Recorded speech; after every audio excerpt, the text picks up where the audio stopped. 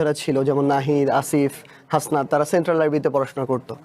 তো হঠাৎ করে যখন আসরের পর আমরা দেখতে পেলাম যে নিউজে আসছে যে 18 সালে যে পরিপত্র কোটার যে সংস্কার করা হয়েছিল, যে সরকারি চাকরিতে প্রথম এবং দ্বিতীয় শ্রেণীতে সকল কোটা বাদ দিয়ে দেওয়া হয়েছিল, ওই পরিপত্রটাকে আবার বাতিল করে দেওয়া হয়েছে। তার মানে তারপরের দিন থেকে সরকারি চাকরিতে আবার প্রথম দ্বিতীয় শ্রেণীতে 56%, 56% কোটা, 44% মেধা।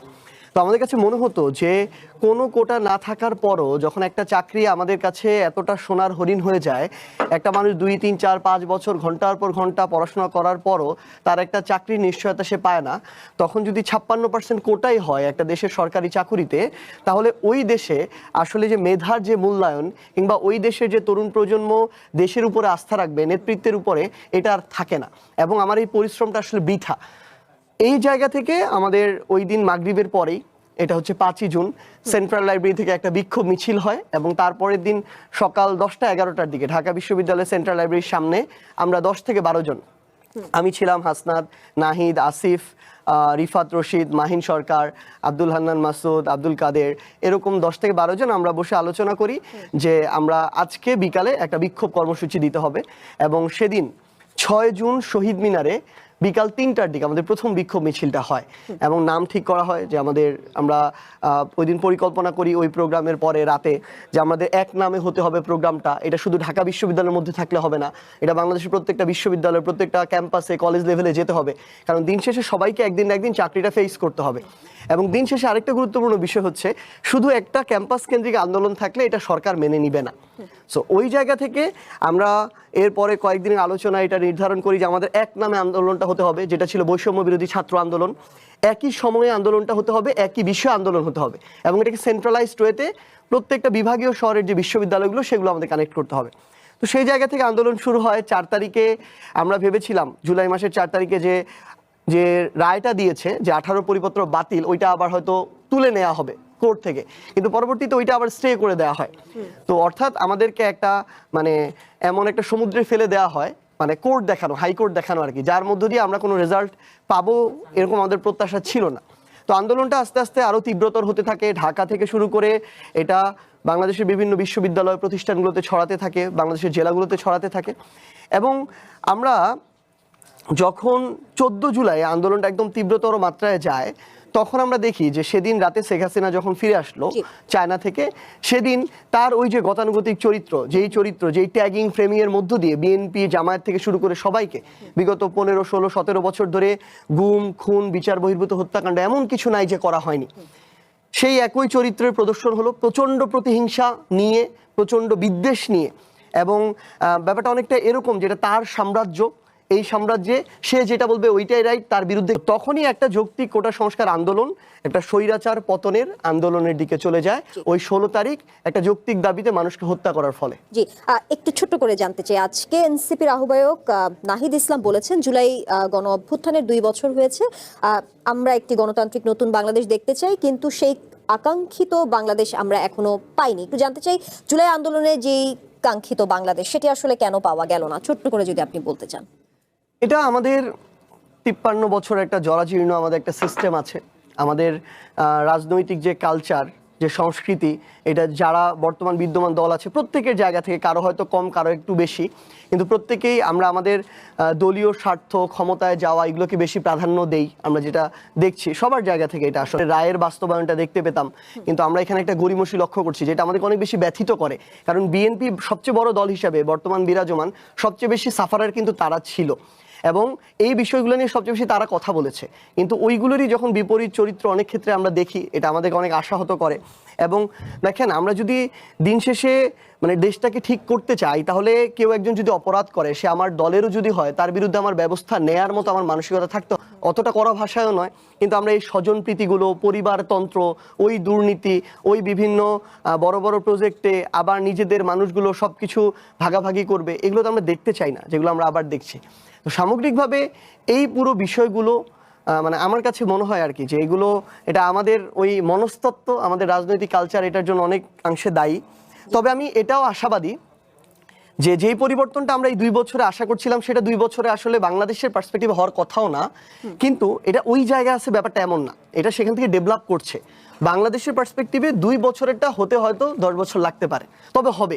কেউ যদি আগের জায়গায় সেই প্রত্যাশা আপনি রাখছেন যে রাখছি, হবে। এবং আরেকটা লাইন বলি, কেউ যদি আগের জায়গায় ফিরিয়ে নিতে চায়, সে যেই হোক, বিএনপি হোক, জামায়াত হোক, এনসিপি হোক, আমি এটা একদম বিশ্বাস করি যে কেউ যদি আগের জায়গায় ফিরিয়ে নিতে চায় তাহলে আগামীর বাংলাদেশের রাজনীতিতে সে ধীরে ধীরে জনগণ থেকে বিচ্ছিন্ন হবে, রাজনীতিতে অপ্রাসঙ্গিক হবে। জি, মোহাম্মদ সেলিম উদ্দিন, 5 আগস্টের পর এবং অন্তর্বর্তীকালীন সরকারের সময় আমরা জুলাই চেতনার নামে মবের রাজত্ব কিংবা আধিপত্যবাদের যে চরম পর্যায়ে দেখেছি, এই যে এখানে কে বিচারপতি হবে, এখানে কে ডিসি হবে, এখানে কে একটা থানার ওসিও কে হবে, সেটা নির্ধারণ করে দেওয়া হতো অন্য জায়গা থেকে, আধিপত্যবাদী শক্তিদের কাছ থেকে, তাদের গোয়েন্দা সংস্থা, তাদের পেড লোকজন এখানে গোটা রাজনীতি, অর্থনীতি, সমাজনীতি, পুরো দেশকে তারা গ্রাস করে ফেলিয়েছিল।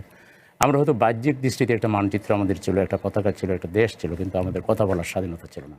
কথা বললেই হয় সে রাজাকার, জঙ্গি, আর না হলে তাকে সীমান্তে আপনারা দেখেছেন যখন পোষণ করার চেষ্টা করা হয়েছে, আমাদের জনগণ রুখে দাঁড়িয়েছে এবং আমাদের বিজেপি একেবারে মানে চোখে চোখ রেখে কথা বলেছে। এটা অতীতে শেখ হাসিনা রিজিমের সময় সম্ভব ছিল না। তাহলে আপনি এখানে একটা বিরাট পরিবর্তন দেখতে পাচ্ছেন, এবং বাংলাদেশও আর কেউ এখানে স্বৈর শাসন চালাবেন, জনগণের ভোটাধিকার হরণ করবেন, জনগণ আমরা সচেতন আছি, আমরা ঐক্যবদ্ধ আছি। এখানে যদি একটা ব্যত্যয় যদি হয়ে থাকে, বড় ব্যত্যয় যেটা বর্তমান শাসক গোষ্ঠী করেছে, যে ঐক্যটা আমাদের মধ্যে হয়েছিল তৃণমূল থেকে জাতীয় পর্যায় পর্যন্ত, এটা একটা নজিরবিহীন ঐক্য। আমরা পরিবর্তন চেয়েছি, আমরা সুশাসন চেয়েছি, আমরা জাস্টিস চেয়েছি, এবং আমরা বিচার হবে, সংস্কার হবে এবং সুষ্ঠু নির্বাচন হবে। এই জায়গায় জুলাই এসে কিছুটা আঘাতপ্রাপ্ত হয়েছে যে আমাদের যে নির্বাচনটা হয়েছে, এই নির্বাচনকে আমরা প্রশ্নের ঊর্ধ্বে রাখতে পারছি না। এখানে বহুপক্ষীয় যোগসাজশের মাধ্যমে নির্বাচনকে কলঙ্কিত করার চেষ্টা করা হয়েছে, যা অপ্রত্যাশিত ছিল, এটা জুলাইয়ের চেতনার সাথে যায় না। 2 নম্বর হলো, এতেও আমরা মেনে নিয়েছি, কিন্তু যে কথাটা ছিল যে শপথ নেওয়া হবে, দেশের অতটুকু পর্যন্ত আমরা পৌঁছাতে পারিনি। কিন্তু এই অন্তর্বর্তীকালীন সরকারকে 1.5 বছরে প্রায় 400 আন্দোলন ফেস করতে হয়েছে। প্রায় 100 দিনের বেশি সময় শাহবাগের মতো ঢাকা শহরের সেন্টারকে ব্লক করে রাখা হয়েছিল। বিএনপি সরকার তো 4 মাস ধরে সরকারে আছে, একদিনের জন্য আপনি বন্ধ দেখেছেন? দেখেন নাই। তাহলে প্রত্যেকটা মানুষ তখন ওই অন্তর্বর্তীকালীন সরকারকে মনে করতো তার সরকার, কারণ ওই মানুষগুলো ওই অভ্যুত্থানে সরাসরি অংশগ্রহণ করেছে এবং প্রত্যেকটা মানুষ তার অধিকার নিয়ে রাজপথে নেমে গিয়েছিল, কারণ ততটুকু তার সাহস এসেছিল। এখন আপনি যে ভাঙারগুলো কথা বলছেন, আমরা যে ভিডিওগুলোতে দেখেছি যে শেখ মুজিবুর রহমানের মুরাল যেটা, এগুলো ভাঙা হয়েছে, কারণ এই ব্যক্তি শেখ মুজিবুর রহমান তার 1971 সালের পূর্ব পর্যন্ত তার অবদান আমরা নির্দ্বিধায় স্বীকার করি। একটু শেষ করে আমি জি। তো এটা নিয়ে কোনো সমস্যা নেই, কিন্তু সমস্যাটা যে জায়গায় যে বিগত 16-17 বছরে 2009 সালের পর থেকে অন্তত আওয়ামী লীগ তাদের জায়গা থেকে ব্যক্তি শেখ মুজিবুর রহমানকে সামনে রেখে এই ধরনের বাংলাদেশের রাজনীতির গুরুত্বপূর্ণ একটা চরিত্র, ইতিহাসের একটা গুরুত্বপূর্ণ চরিত্রকে যতভাবে অ্যাবিউজ করা যায় করেছে। শেখ হাসিনা নিজে স্বৈরাচার হয়েছে, মানুষের গণতান্ত্রিক ভোটাধিকার কেড়ে নিয়েছে, দেশ থেকে গণতন্ত্রের সে একদম দাফন করে হত্যাকাণ্ডের মধ্য দিয়ে নিয়ে গেছে। যখন আওয়ামী লীগ এত কাজ করেছে, সবসময় সামনে শেখ মুজিবুর রহমানকে রেখে করেছে। তার মানে ওই মানুষটার উপরে, এই শেখ হাসিনার উপরে যতটা ক্ষোভ, শেখ হাসিনা যখন শেখ মুজিবুর রহমানকে এভাবে অ্যাবিউজ করে, শেখ মুজিবুর রহমানের উপরে এই ক্ষোভটা যায়। এবং আপনি দেখবেন পুরো দেশের বিভিন্ন জেলায়, উপজেলায়, প্রত্যেকটা জায়গায়, ইভেন একটা, আমি শেষ করি, একটা গণশৌচাগারেরও যখন নাম হয়, তার সামনে শেখ মুজিবুর রহমানের নাম, শেখ রাসেলের নাম, শেখ রেহানের নাম, শেখ হাসিনার নাম, এগুলো দিতে হয়েছে। মানে এমন একটা অবস্থার মধ্যে দিয়ে গিয়েছে। তো সেই জায়গা থেকে মানুষের ক্ষোভের বহিঃপ্রকাশে এগুলো হয়েছে। এখন আপনি একটা জিনিস আবার চিন্তা করেন যে আপনি একটা নর্মাল প্রসেসের মধ্য দিয়ে, সরকারটা কিন্তু পরিবর্তন হয় নাই। এই সরকার পরিবর্তন হয়েছে এবং ক্ষমতায় টিকে থাকার জন্য সে এর আগে 1400 মানুষকে খুন করেছে। তাহলে যেই মানুষগুলোকে খুন করলো, ওই মানুষের পরিবারগুলো যদি তাদের যে মানে ভিতরের যে ক্ষোভ, এটার বহিঃপ্রকাশ ঘটায়, তাহলে এর চেয়ে অনেক বেশি কিছু হওয়ার কথা ছিল। পৃথিবীর ইতিহাসে আপনি গণ অভ্যুত্থানগুলো একটু যাচাই করবেন, দেখবেন গণ অভ্যুত্থানের পরের দিন 10-20-50 হাজার মানুষ নাই হয়ে গিয়েছে। বাংলাদেশে 10 জনও নাই হয়, মানে কলহের মধ্যে দিয়ে একটা মানুষ খুন হয়ে গিয়েছে। এখন ওই দায় আমি বলতে পারি জনাব সালাউদ্দিন আহমেদকে যে আপনি আইন শৃঙ্খলা পরিস্থিতি নিয়ন্ত্রণ করুন, এগুলোকে দ্রুত বিচারের আওতায় আনুন, তাহলে এগুলো কমবে, মানুষের মধ্যে একটা ভয় আসবে। কিন্তু এখন ওই মানুষটা কেন মারা গেল, এটা জবাবদিহিতা সালাউদ্দিন আহমেদ করতে পারবে না, কারণ তিনি মানে জীবনও এটা জানতেই পারেন না যে কোনো একটা বাংলাদেশের উপজেলায় কিভাবে একটা পারিবারিক কলহে একটা মানুষ হত্যা হয়ে গেল। তো ব্যাপারটা হচ্ছে ওই সময়ও যে হয়েছে, মানে হয়নি তা না, এটা তো আমরা বলছি না, কিন্তু আপনি দেখবেন তার আগের 1 বছরে যা হয়েছিল তার চেয়ে কম হয়েছে, এই 4 মাসে যা হয়েছে তার চেয়ে কম হয়েছে। এখন আমরা যে জিনিসটা বলছি যেটুকু হয়েছে তার চেয়ে একটা স্বাভাবিক গণ অভ্যুত্থানের পরে এর চেয়ে 100 গুণ বেশি হওয়ার কথা ছিল। একটা এই গণ অভ্যুত্থানে যেমন বিএনপিকে মামলা দেওয়া হয়েছে 1 লক্ষের বেশি মামলা, তাহলে যেই মানুষগুলো, যেই সন্তানটা মনে করেন, যেই সন্তানের এখন বয়স 25, যেই সন্তানটা ধরেন বিগত 20 বছর তার বাবার মুখ দেখে নাই, কারণ তাকে জেলে থাকতে হয়েছে মিথ্যা মামলায় শুধুমাত্র বিএনপি করার কারণে, যেই সন্তানটা তার বাবা শুধু জামায়াত করার কারণে কোনোদিন বাবার পরিচয়টা দিতে পারে নাই, তার ভিতরে যে ক্ষোভের বহিঃপ্রকাশ, ওই বহিঃপ্রকাশে আওয়ামী লীগের বাংলাদেশে কিছু থাকার কথা ছিল না। শুধুমাত্র অল্প কিছু আমরা দেখেছি, যেই এমপি প্রত্যেকটা জেলায় না কয়েকজন শেখ হাসিনা ছিল, ওই জায়গায় আমরা দেখেছি তাদের বাড়িগুলোতে আঘাত করা ছিল, খুবই স্বাভাবিক ঘটনা। বরং অভ্যুত্থানের পরে এর চেয়ে অনেক বেশি কিছু হয়ে যায় নাই। আমি মনে করি এই ক্ষেত্রে বাংলাদেশের মানুষ তাদের একটা ধৈর্যের পরিচয় দিয়েছে, কারণ তারা চাচ্ছিল যে আর জ্বালাও পুরাও না হোক। এবং আপনি অভ্যুত্থানের পরে দেখবেন যে আপনি যে এই যে বিভিন্ন সম্প্রদায়ের যে যাদের আঘাতের কথা বলতেছেন, এটা বিগত 1 বছর 1.5 বছরে ইন্টারিমের সময় সবচেয়ে কম হয়েছে। কারণ ওই টাইমে একজন মাদ্রাসার হুজুর বলেন, স্কুল কলেজের বাচ্চা বলেন, বিএনপি বলেন, জামায়াত বলেন, সবাই প্রোটেক্ট করার চেষ্টা করেছে। কারণ ওই টাইমে এগুলোকে নিয়ে যে গেম খেলা হবে, কার্ড প্লে হবে দেশের বাইরে থেকে, এটা আমরা সবাই জানতাম। এবং 5ই আগস্ট ওই দিন সন্ধ্যায় রাতে ভাইরা সবাই বলতে পারবে যেটা নির্দেশনা ছিল ইন্টারনাল, সামাজিকভাবে, পারিবারিকভাবে, নিজেদের গ্রামে এরকম অনেক ঝামেলা থাকে, জমি জায়গা নিয়ে, এরকম বিভিন্ন ব্যবসাপাতি নিয়ে, এগুলো নিয়ে থাকে, এই রিলেটেড হয়েছে। তো এখন ফ্যাক্টটা হচ্ছে কি, আসলে আমরা বিভিন্ন টার্ম, যেমন হচ্ছে এই যে জুলাই চেতনা নামে, মবের রাজত্ব, এই টার্মগুলা ওই ধরনের আমাদের সামনে কিছু না আসার পরেও আমরা শুধুমাত্র এগুলো কোত্থেকে আসছে টার্মগুলো, আওয়ামী লীগের হাজার হাজার কোটি টাকা লুটপাট করা টাকাগুলো এখন এগুলোর পিছনে ইনভেস্ট হচ্ছে। কিভাবে জুলাইয়ের গুরুত্বপূর্ণ শব্দগুলোকে প্রশ্নবিদ্ধ করা যায়, কিভাবে তাদের শব্দগুলো আমাদের উপরে চাপিয়ে দেওয়া যায়, যেমন ধরেন মবের রাজত্ব, ধরেন জুলাই চেতনা, এগুলো করার মধ্য দিয়ে তারা যদি ওই জুলাই সংশ্লিষ্ট মানুষগুলোকে, শব্দগুলোকে, আকাঙ্ক্ষাগুলোকে ডিলেজিটিমাইজ করতে পারে, তাহলে তারা ফিরে আসতে পারবে।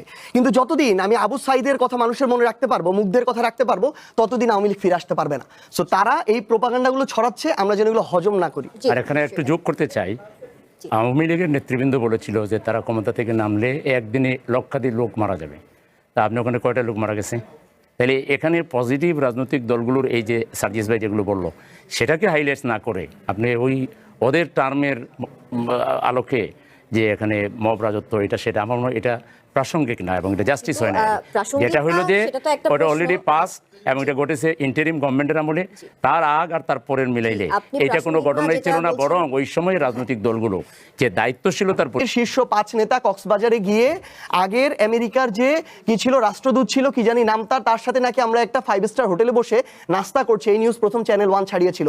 কিন্তু সেদিন সেই ওয়াশিংটনের না, সেই আমেরিকার এক্স রাষ্ট্রদূত যিনি বাংলাদেশে ছিলেন, তিনি দেশেই ছিলেন না, তিনি ছিলেন ওয়াশিংটন ডিসিতে। তাহলে আমাকে বলেন এই হাউস, এই গুজব কোন নিউজের ভিত্তিতে ছড়ালো, অথচ সেই মানুষটার সাথে আমাদের কোনোদিন দেখাই হয়নি, এবং সেই নিউজ দিয়ে পরের কয়েকদিন বাংলাদেশে তোলপাড় হয়ে গিয়েছিল। এই ঘটনা মিডিয়ার মাধ্যমে এখন হয়।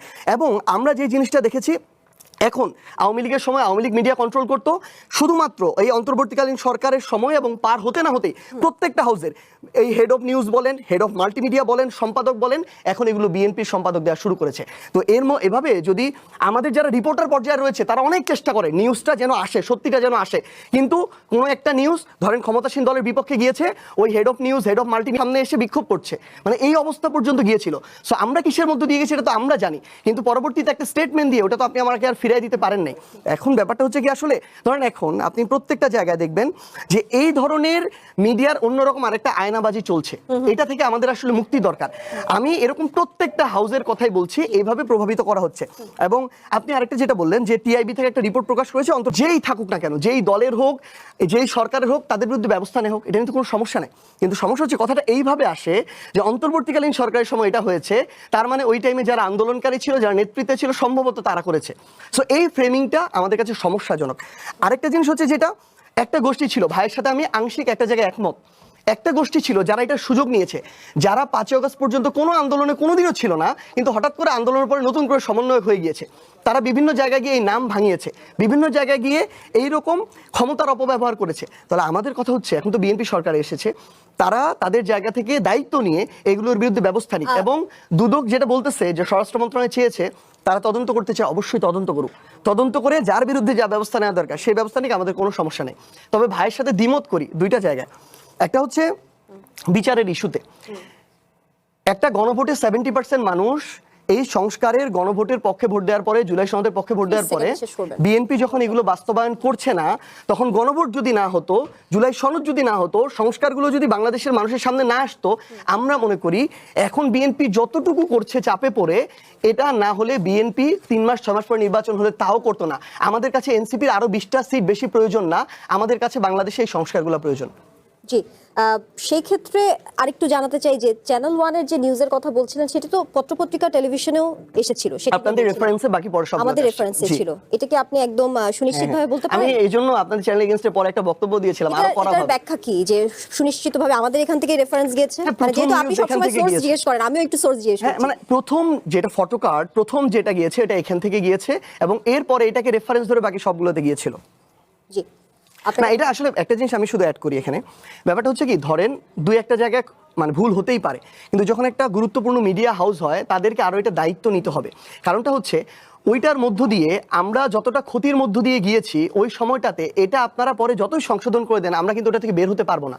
সো আমরা যেটুকু চাই আসলে যে প্রত্যেকটা সেক্ষেত্রে দল থেকে যে শোকজের ঘটনা, হ্যাঁ, সামনে কারণ এই যে মানে যখন দেখেন একটা নিউজ যখন এরকম হয়, বাকি সবগুলো হাউস যখন এটাকে রেফারেন্স হিসেবে নিউজ করে, তখন দলও তো তাদের জায়গায় বিব্রত করে একটা কিন্তু অবস্থায় পড়ে আপনার মনে যায়। হয় না আপনাদেরও একটু এই বিষয়ে প্রথমত যেহেতু আপনারা এখন একটি দল, আপনার রাজনৈতিকভাবে দল, আপনাদেরও আমরা তাহলে কোথাও যেতে পারবো না, না? অবশ্যই যেতে পারবেন, ট্যুর হিসেবে যেতে পারবেন, কিন্তু তার আগে একটা থাকে না, একটা লক্ষ্য থাকে, বা সেই ক্ষেত্রে যেমন কোথা থেকে কোনো রাজনৈতিক দল যেখানে যায় সেখানে আমরা আগে থেকে নিউজ পাই বা রাজনৈতিক দল তো যায় না, ব্যক্তি গেছে।